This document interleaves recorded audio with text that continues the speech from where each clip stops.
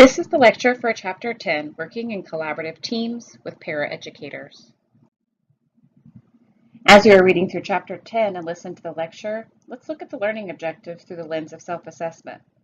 As a result of this learning in the chapter, how do you rate yourself in being able to do the following? How are you able to explain ways a paraeducator is a partner? Discuss how the paraeducator's responsibilities should be determined and communicated with the para and general education teacher. Review how paraeducators are selected and prepared for their roles. Identify strategies for ongoing communication with paras. Propose useful ways teachers can supervise and direct para activities. And describe several important points to consider when utilizing para services. As more students with exceptionalities are taught primarily in the general education classroom, paraeducators or paraprofessionals have become a vital resource for providing special education services. The role of paraprofessionals has changed dramatically. When first introduced in schools, their primary role was to help teachers with clerical tasks such as checking papers or preparing materials. But they are now engaged with more directly linked with teaching and learning. Paras have moved from working primarily under the direct supervision of the special education teacher in a self-contained classroom to a more typical role of working directly with students in inclusion settings. Paraprofessionals are now often supervised from a distance by the special educator who is assigned to the supervisory role. It's not uncommon for special educators to be responsible for directing a half dozen or more paras. Special education teachers may feel like an air traffic controller due to the scheduling and communication logistics that take up a large amount of their time. In fact, many novice special education teachers report feeling unprepared to take on this role, which is why this course is so very important. One outcome of the No Child Left Behind Act was that all paraprofessionals were to hold an associate's degree, completed 2 or more years of college, or have passed the district or state-approved paraprofessional assessment. Since 1992, the number of paraprofessionals has grown by 131%, though the number of special educators has decreased. Paraprofessionals are used differently in schools. As more students with low incidence and high need disabilities, such as autism, intellectual and multiple disabilities, and emotional or behavioral disorders are being served in inclusive settings, paras have been charged with supporting these students and often do so with little direct supervision. Paras are sometimes asked to extend their roles inappropriately to include assessment, making curricular adaptations, instruction, and communicating with families. It is the special educator who is tasked with the appropriate delegation of tasks. When considering the needs for paraprofessional support, several questions can be asked. 1, what are the specific support needs of the student? 2, how can independence be increasingly achieved? 3, what natural supports can be used? And 4, how will social acceptance of the student be enhanced? Mueller and Murphy developed an instrument that can be used by the IEP team to guide student supports. The first part is an intensive needs checklist, which is designed to develop an overview of the student's needs in the classroom. Issues such as safety, levels of prompting, and basic functioning concerns are addressed and helps focus the discussion and determination of need for a para and what supports will look like. The second part of this instrument is the student's abilities and assistance needs matrix, which focuses on what the student can and cannot do. See pages 350 and 351 for more on this instrument. Paras work with some of the most challenging students and engage in a broad range of roles. 8 major role categories include providing instruction in academic subjects, 2, teaching functional life skills, 3, teaching vocational skills at community-based work sites, 4, collecting and managing data, 5. Supporting students with challenging behaviors. 6. Facilitating interactions with peers who don't have disabilities. 7. Providing personal care. And 8. Engaging in clerical activities. Recent literature reviews indicate that para roles are becoming increasingly instructional. Paras often work autonomously with little direction and often little training. In some cases, paras provide the majority of instruction to some students. However, paras should not be planning the instruction. Common responsibilities of paraprofessionals are delivering instruction that has been planned by the teacher and also providing behavior support. They also may be asked to supervise students, assist with students' personal care, adapt lessons designed by general educators, and completing clerical tasks. However, the following 4 responsibilities are most typical for most paraprofessionals. 1. Para support and monitor students. This includes reading to students and listening to them read, providing guided practice for students who need scaffolding, administering routine curriculum-based measurement probes for progress monitoring, etc. 2. Paras are often asked to make materials for lessons, duplicate materials, taking notes in secondary content classes to help students fill in their own notes and prepare for tests, making instructional games and learning centers, to name a few. 3. Paras may be asked to participate in team meetings and parent conferences when appropriate, or may prepare student performance charts that provide feedback about student progress to their supervising teachers. 4. Routine business includes taking attendance, checking papers, filing materials, and entering data for progress monitoring. The special education para supervisor must have a system to ensure ongoing two-way communication occurs throughout the week, quarter, semester, and school year. In order for the special education teacher to develop appropriate interventions and ensure instruction and behavior plans are being implemented appropriately, the special education teacher should build weekly meeting time with the para into their schedules. Topics for discussion at these meetings can be found in Figure 10.2 on page 355. A para's range of responsibilities may depend on their skills and training. Paras and their supervisors and teachers need to discuss what tasks are appropriate, which tasks should be done only by a qualified teacher, and which might be done by either the para or the teacher. Figure 10.3 on page 356 in your text provides an example of what this might look like. Items on this form can be easily adapted to fit the needs of each situation.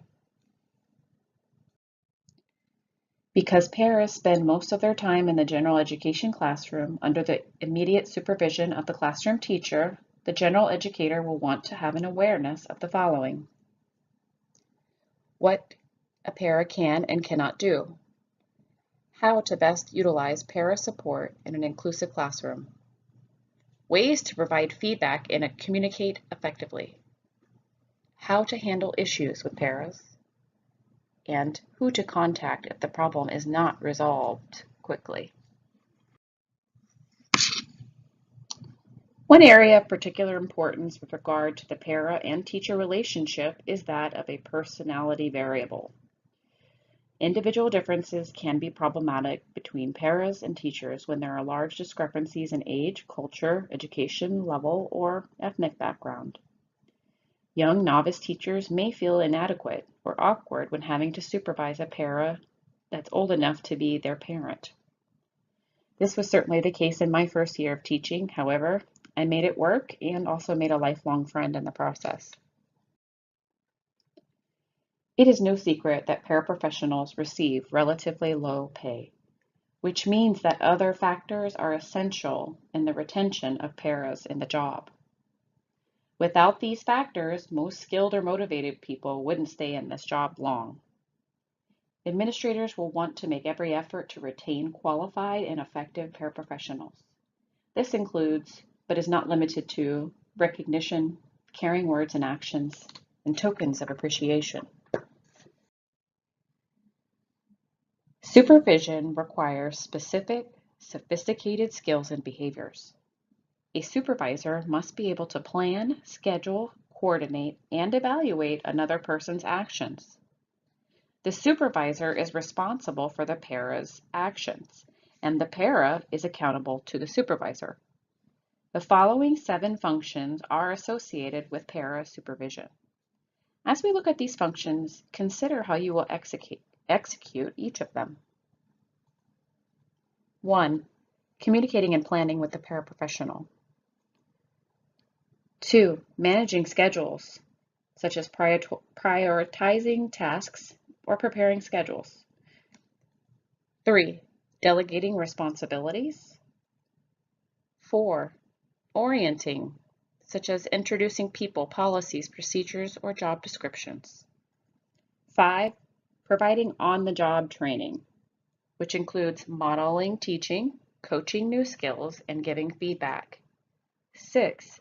Evaluating, which includes tracking performance, providing a summative evaluation of job performance. And finally, 7. Strengthening public relations in the communities and managing the work environment. Administrators tasked with a selection of paraeducators will want to look for a person who has many quality characteristics, such as good attendance at work, adherence to ethics and confidentiality, ability to follow verbal and written directions and plans, flexibility, and willingness to learn new skills, just to name a few. Difficulties that are common between paras and their supervising teachers can be minimized or avoided with a well-thought-out orientation session. See Figure 10.5 on page 363. Figure 10.6 on page 364 presents a tool for para communication and professionalism. At times, paras may be asked directly for information that is confidential, and rehearsed responses can be very useful. Some rehearsed responses are presented in Figure 10.7 on page 365. I highly encourage use of these prepared statements and can see their use in many situations I've observed in schools across the country. The National Resource Center for Paraeducators has established 3 levels of responsibilities for paraeducators. In Level 1, responsibilities include supervising and monitoring students, preparing learning materials, providing personal assistance to students, reinforcing learning experiences that are planned and introduced by teachers, and conducting themselves in a professional and ethical manner. Level 2 responsibilities include all those responsibilities found in Level 1, as well as having more autonomy in delivering lessons developed by the teacher, assisting students in completing projects assigned by the teacher, collecting ongoing assessment data as directed by the teacher, implementing teacher-developed behavior management plans, and participating in regularly scheduled teacher and paraeducator meetings that may include other team members to plan for students in the general education setting. And finally, Level 3 responsibilities, which are the highest level, and include additional tasks of collaboration and information sharing with teachers for planning purposes, modifying curriculum and instructional activities for individual students under the direction of teachers, and assisting teachers in maintaining student records. When matching paras with teachers, it's a good idea to openly discuss working style preferences of both the para and the teacher. A work style inventory example can be found on page 368. It can be anticipated that differences in styles and preferences will occur, and when this happens, these differences can be discussed and ways found to accommodate them. A teacher may enjoy the creative aspect of planning and teaching new and interesting lessons, but dislike the record-keeping part of the job. If a para who likes the task of recording student progress on charts and graphs and analyzing data is paired, the seemingly opposite personalities can work quite well together. States are required to provide appropriate training, preparation, and supervision of paraprofessionals, but the type and amount of training provided vary from state to state. Needs assessments targeted specifically to para roles and issues should be done. Conduct trainings in settings similar to those used in training other professionals. Paras should be actively involved in the needs assessment process to determine what skills are needed for their role, what skills they currently possess, and which skills will require more training. Determine the best mode of delivery. Provide opportunities for partner teachers and paras to experience professional development together when appropriate. Regardless of how much advanced preparation the para has received, teachers to whom a para is assigned must provide orientation and on-the-job training. Teachers must assure that paraprofessionals under their supervision are prepared and equipped to adequately deliver instruction and are properly supervised in this role. During initial training, the teacher should explain and model a sample lesson, have the para role play teaching the lesson, and provide feedback. The use of instructional videos that model how to teach a lesson or provide corrective feedback to students can be helpful and save time. When considering methods of ongoing communication with a paraprofessional, consider the following: the number of parties involved, the size of the caseload, any logistics in the school, access, and the comfort level with technology. Options for communication can either be in an ongoing paper and pencil log with a student folder for the para to record student notes such as progress data, anecdotal notes, or questions about adaptations or adjustments that can be shared with the teacher. Or if the para is skilled with technology, there are options for sharing lesson notes, schedules, etc. online. The Council for Exceptional Children, or CEC, has published standards for paraprofessionals working in special education. Paraprofessionals must understand the ethics involved in maintaining confidentiality. Paras should receive explicit instruction on how to respond to parents or teachers who ask for information that is confidential. This includes instances when the teacher is out and a substitute is called in. Figure 10.11 on page 375 includes a dozen tips for carrying out duties in an ethical manner. Para supervision requires skills beyond consulting, collaborating, and teaching. The supervisor is responsible for the para's actions and must guide the para in how to implement the instructional or behavior plan. The following steps for delegation of paraprofessionals' tasks are: 1. Analyze the task, and if it can be delegated, identify the steps. 2. Decide what to delegate, keeping in mind the skills and preferences of those involved. 3. Create a plan that tells the purpose of the task and how to do it. 4. If more than one para is available, choose the one best suited for that task. 5.